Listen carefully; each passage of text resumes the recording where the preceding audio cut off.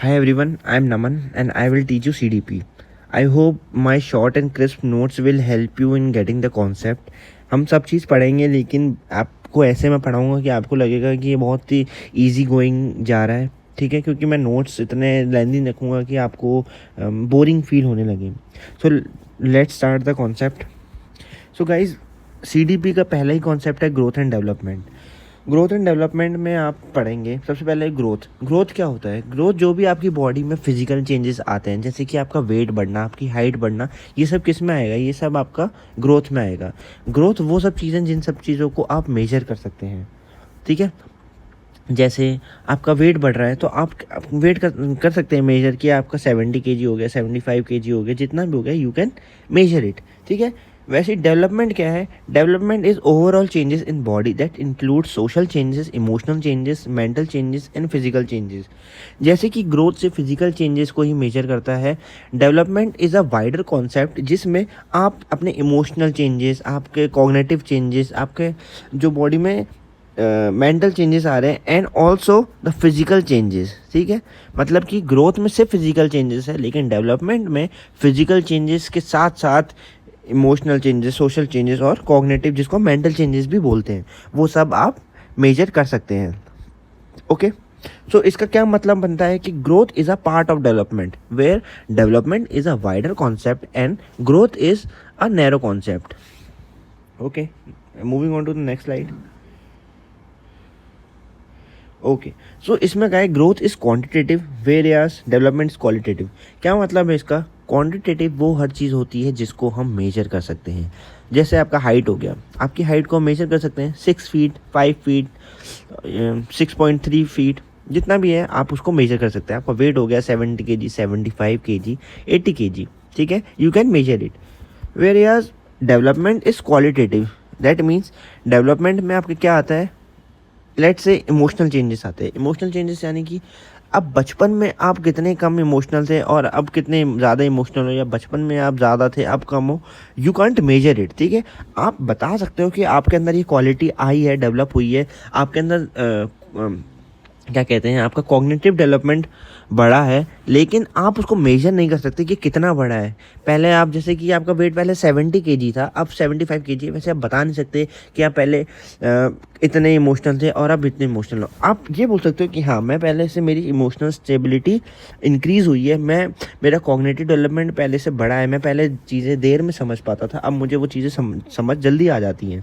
लेकिन you can't tell कि कितनी जल्दी आ जाती हैं, कितना आप में वो चेंज आया है.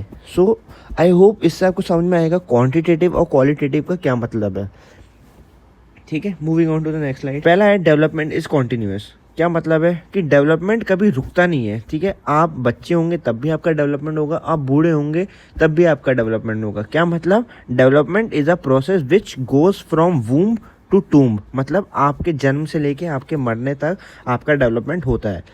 भले ही स्लो हो जाए, भले ही बहुत धीरे धीरे हो, लेकिन डेवलपमेंट होगा. जैसे आप बचपन में, आपको अपने इमोशंस कंट्रोल करने नहीं आते थे, आप बहुत जल्दी रो देते थे, लेकिन जैसे आप बड़े होते हो आप इमोशनल को और कंट्रोल करना सीखते हो, फिर और बड़े होते हो तो और करते हो, फिर जैसे जैसे आप अपने बहुत मैच्योर पीरियड में आ जाते हो लाइफ के, तो आप उसको और अच्छे से कंट्रोल कर लेते हो.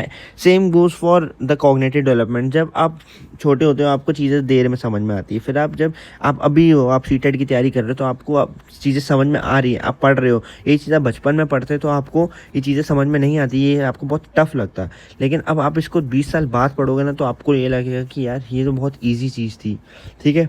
तो आपका कॉग्निटिव डेवलपमेंट क्या है? बढ़ता जा रहा है, बढ़ता जा रहा है, रुक नहीं रहा है. पर जो आपका ग्रोथ है, ग्रोथ तो एक टाइम के बाद रुक जाएगी ना. आपकी हाइट आपकी लाइफ टाइम नहीं बढ़ सकती, वेट आपका लाइफ टाइम नहीं बढ़ता है. वेट भी अगर आप अपनी बैलेंस डाइट फॉलो कर रहे हो ना, तो आपका वेट एक टाइम के बाद ज़्यादा नहीं, 1 kg 2 kg आपका डिफ़र करेगा in unless you have a disease. अगर वो डिजीज़ नहीं है आपको, तो आपका वेट स्टेबल रहेगा, ठीक है. Sequential and orderly. क्या मतलब है? हर चीज़ें सीक्वेंस में होएगी. पहले आप क्रॉल करना सीखेंगे, फिर आप चलना सीखेंगे, फिर आप दौड़ना सीखेंगे। ऐसा नहीं है कि आप पहले दौड़ने लग गए उसके बाद आप क्रॉल करना सीख रहे हैं, ठीक है। आप पहले वन वर्ड बोलना सीखेंगे, बैबलिंग करेंगे, उसके बाद आप सेंटेंसेस बोलने लगेंगे। ऐसा नहीं है कि पहले आप बिल्कुल फ्लुएंटली शशि थरूर की तरह बात करने लग रहे हैं उसके बाद आप बैबलिंग करना सीख रहे हैं। ऐसा नहीं है, एक सीक्वेंस होता है और एक ऑर्डर होता है जिसमें आपका डेवलपमेंट होता है, ठीक है। पहले आपकी हाइट थोड़ी होगी, फिर और बढ़ेगी और बढ़ेगी, हाथ हाथ ऐसे आएंगे, साथ में आएंगे। ऐसा नहीं है आपका हाथ पहले पूरा डेवलप हो गया उसके बाद आपकी बाकी की बॉडी बढ़ रही है, ऐसा नहीं होता, विच वी ऑल नो। उसके बाद है development proceed from general to specific. क्या मतलब है जनरल टू स्पेसिफिक? मतलब पहले बच्चा, आप देखते होंगे जो छोटा बच्चा होता है वो पूरा अपने किसी भी चीज़ को पकड़ने के लिए पूरे हाथ का, पूरे बॉडी का यूज़ करता है, ठीक है। वो जनरल में आ गया कि उसको अपने हाथ, जैसे उसको पेन पकड़ना है तो वो 2 उंगलियों से पेन नहीं पकड़ पाता, वो पूरा हाथ लगाता है, ठीक है, पूरे बॉडी का यूज़ करता है। लेकिन जैसे ही हम बड़े होते हैं तो हम 2 उंगलियों से वो पेन पकड़ लेते हैं। तो वही है जनरल टू स्पेसिफिक। आप शुरू में हर चीज़ करते हैं, लेकिन जैसे जैसे आप बड़े होते हैं आप एक स्पेसिफिक उसको यूज़ करना आपको आ जाता है। Growth and development is a product of both heredity and environment. इसका क्या मतलब है कि डेवलपमेंट जो है किस पे डिपेंड करता है? वो दोनों, हेरिडिटी यानी कि जो आपके माता पिता से आपको जीन्स मिले हैं उस पे, और जहाँ आप आसपास रह रहे हैं उसके एनवायरनमेंट पे।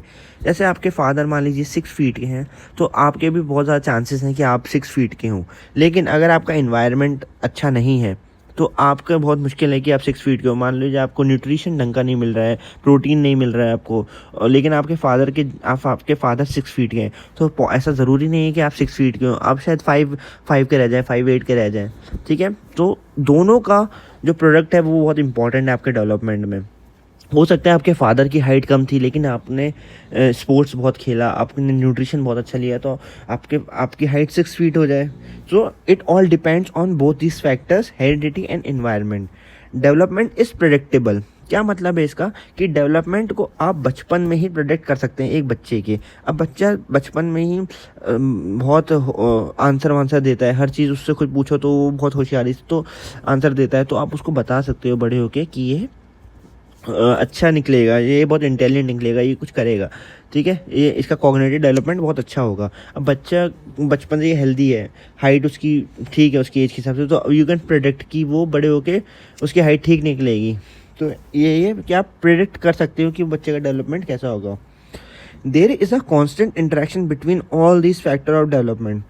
हर एक जो फैक्टर है, जैसे सोशल डेवलपमेंट हो गया, फिजिकल डेवलपमेंट हो गया, कॉग्निटिव डेवलपमेंट हो गया, ये आपस में इंटरेक्ट करते हैं। कैसे?